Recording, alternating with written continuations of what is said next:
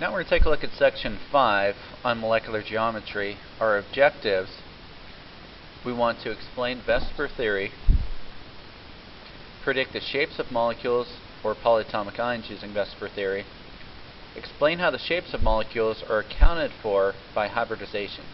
So this we're going to skip. Anytime you see a hybridization, we're going to omit that in Chemistry 1. We'll leave it out. We'll describe dipole-dipole forces, hydrogen bonding, induced dipoles, and London dispersion forces, and their effects on properties such as boiling points and melting points.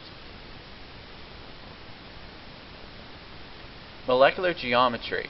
Like some of you may be in a geometry class this year or have had one in the past, the properties of molecules depend not only on the bonding of atoms, but also on molecular geometry. Molecules are three-dimensional. So molecular geometry is the three-dimensional arrangement of a molecule's atoms. When the molecules are arranged, they also may be polar. The polarity of each bond, along with the geometry of the molecule, determines the molecular polarity. Polarity is the uneven distribution of molecular shape.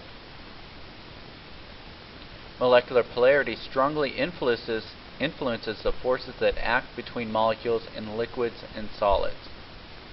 It has a smaller effect in gases, but it does have an effect. A chemical formula all by itself reveals little information about a molecule's geometry. For VSEPR theory, shown on the right, VSEPR stands for valence, shell, electron, pair, repulsion.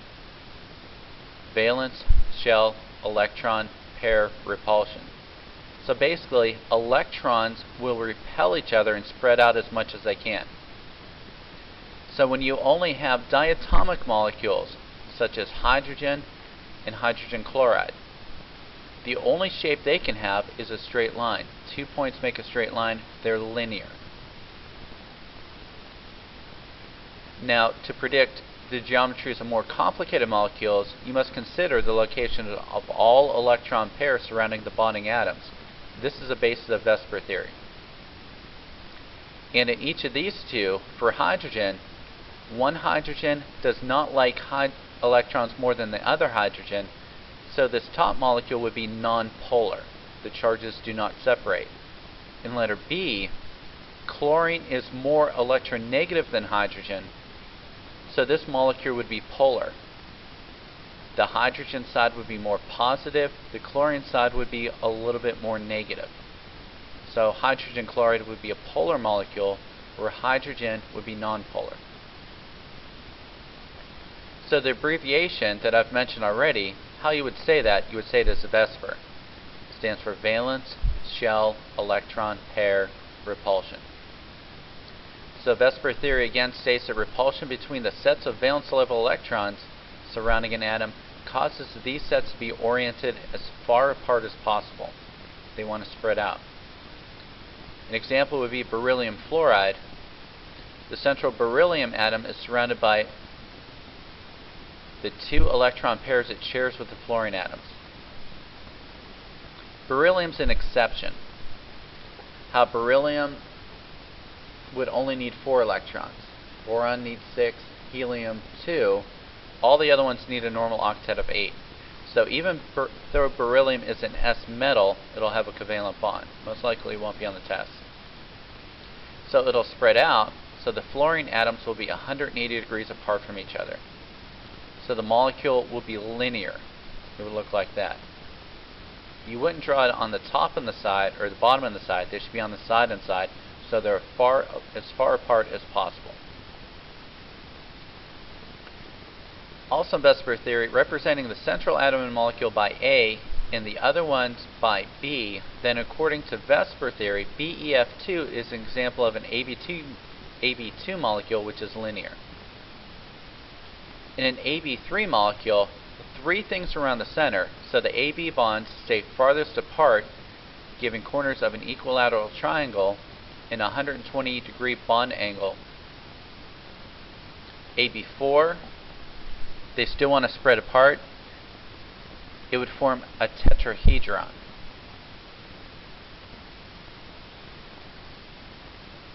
So if we have BCl3, boron trichloride, remember boron can take 6 electrons, and boron has 3 dots to it. Chlorine has 7 valence electrons, so if you combine them, a total of 24 electrons. So the Lewis structure, boron would be in the center, you'd have the 3 chlorines around it. So if you draw out its structural formula for this one, it would have 3 of them in the same plane, so boron trichloride is trigonal planar. It's an AB3 type of molecule.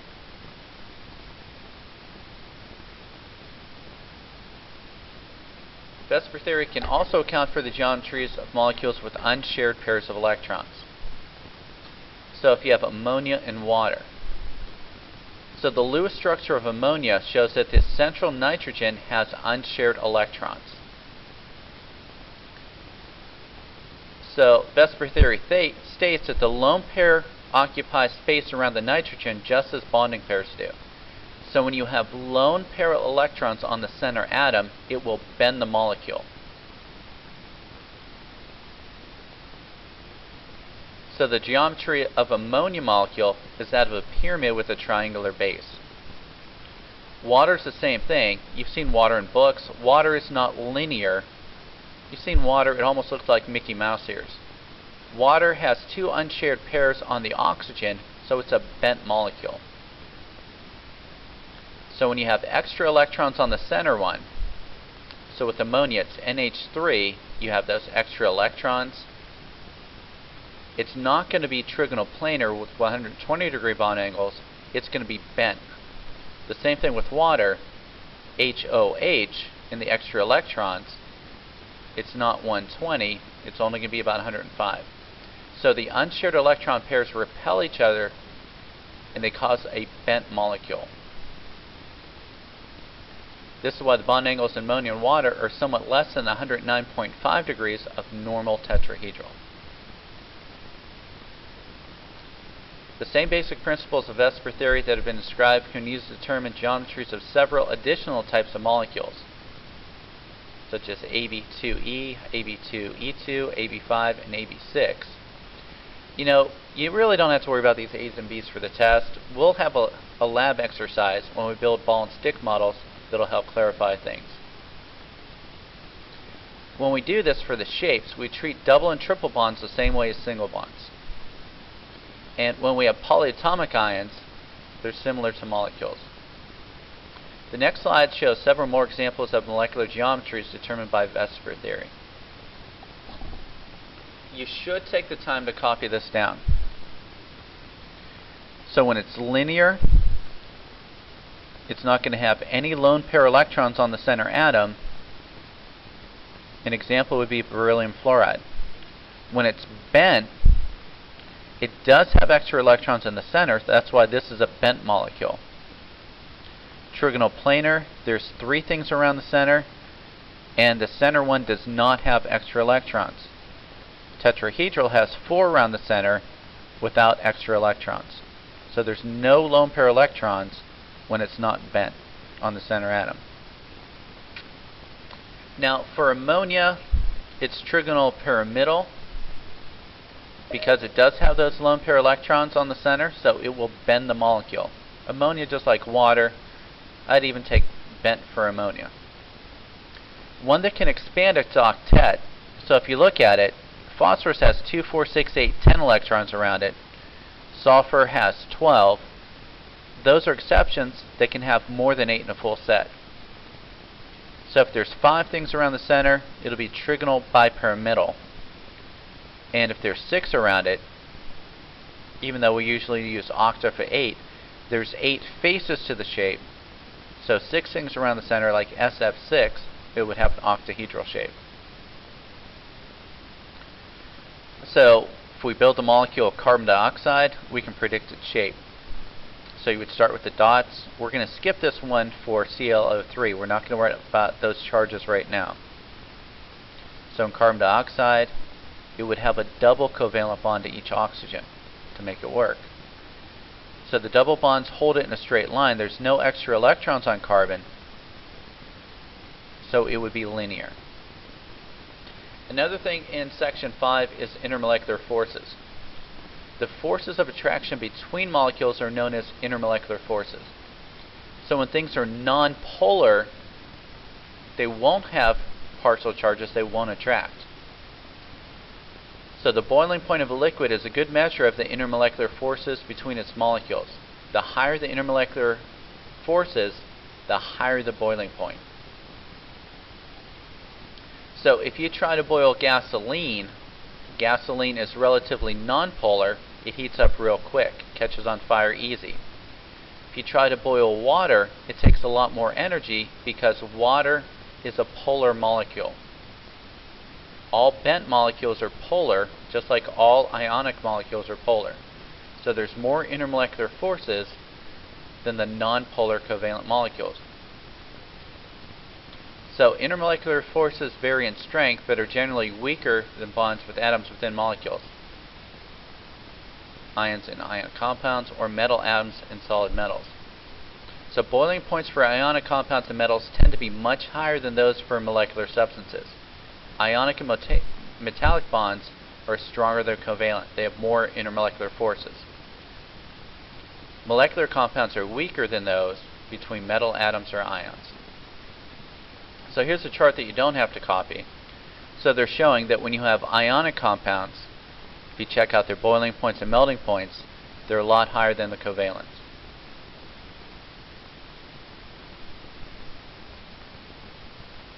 The strongest intermolecular forces exist between polar molecules. Because of their uneven charge, polar molecules have dipoles. A dipole is created when an equal but opposite charge are separated by a short distance. So it's kind of like a mini magnet with a positive and negative end to it. The direction of the dipole is from the dipole's positive pole to its negative pole.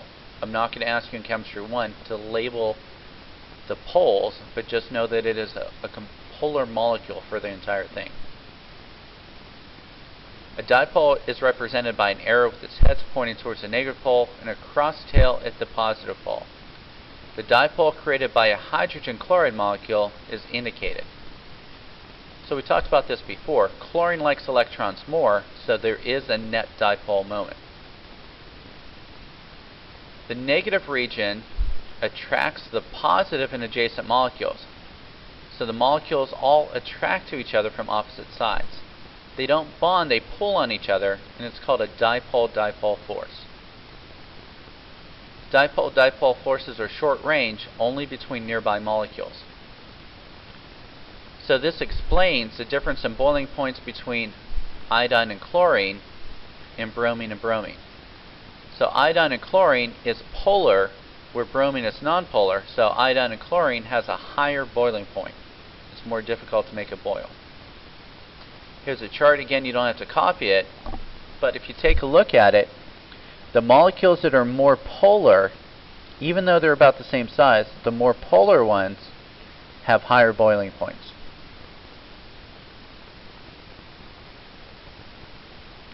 They have higher boiling points because the molecules attract each other more, and it's more difficult to change that liquid into a gas. Gases move around more than the liquid, so it would restrict its motion if they're attracted to each other.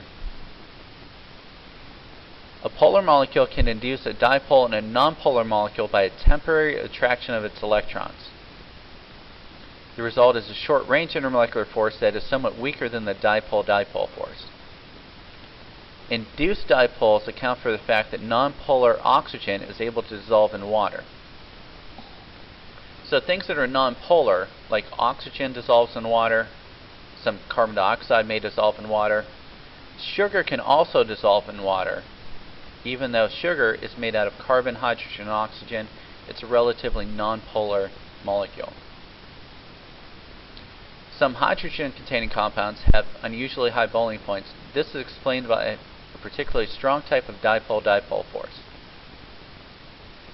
In compounds containing HF, HO, and HN, the large electronegativity difference between the hydrogen and the atoms they are bonded to make their bonds highly polar. This gives a hydrogen atom a partial positive charge that is almost half as large as that of a bare proton. The small size of the hydrogen atom allows the atom to become very close to an unshared pair of electrons in an adjacent molecule. This intermolecular force, where hydrogen is attracted to the molecule next to it, is called hydrogen bonding. It's not a true bond, it's more of a hydrogen attraction. So that's why it's slightly misnamed. Hydrogen bonds are represented by dotted lines connecting the hydrogen bonded hydrogen to the unshared pair of electrons of an electronegative atom to which it's attracted. An excellent example is with water. So when you look at it, water forms a network, and we'll talk about this in a later chapter when we talk about a little bit more about intermolecular forces, but the blue hydrogen is attracted to the oxygen next to it. That's why when it rains, we'll give it a scientific term to it, but when it rains, water beads up on cars because of that attraction. One water molecule attracts to the next one. So that phenomenon of polar molecules attracting through hydrogens should be a dotted line because it's not a true bond, but it's called hydrogen bonding. The last thing, a London dispersion force, is even noble gases in the right situations and nonpolar molecules can experience weak intermolecular attraction. It's because electrons are in constant continuous motion. As a result, that attraction between the positive pole and the negative pole of another molecule, those are called London dispersion forces. It's just a temporary attraction. So even though they tend to be covalent and nonpolar, it can have an induced dipole, a very weak attraction because of the constant motion of electrons. And naturally, it's named from good old Fritz. He's the first one who came up with this idea in 1930. So that's it for today. These last two videos are fairly lengthy. Make sure you catch up, ask questions. The ball and stick models in class will help to make things more clear as well.